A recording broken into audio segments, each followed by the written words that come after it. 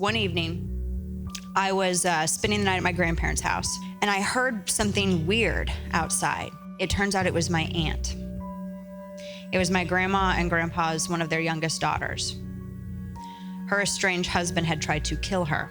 He dragged her out of bed by her hair, beat her up, threw her to the ground, went for his gun, grabbed her, and it jammed.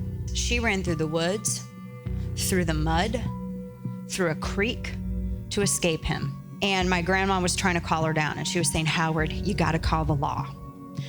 Well, where my grandparents lived, the law at a good point was 20 minutes away.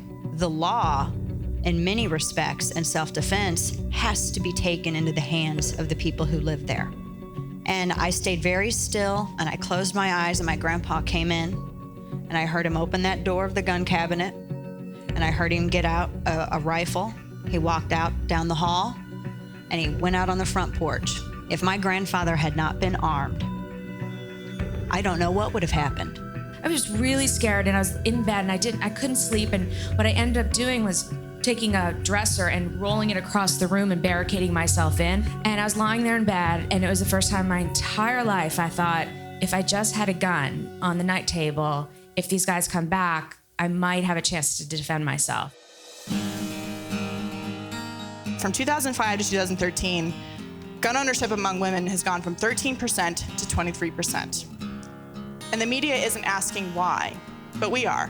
And if you ask the question why, and you look at studies that are and surveys that are put out for women to answer about why they're getting involved in purchasing their first firearm, they'll tell you it's because they want to defend themselves. There are 2.5 to 3 million defensive gun uses a year. That's almost 6,000 a day. And if the media reported on that, people would understand how critical the right to possess, to keep and bear arms is to our self-defense. I urge you on behalf of millions of American women to protect our fundamental constitutional right to choose to defend ourselves. We're the new energy of a nation of women rising to the call of service and preservation of our rights in our country.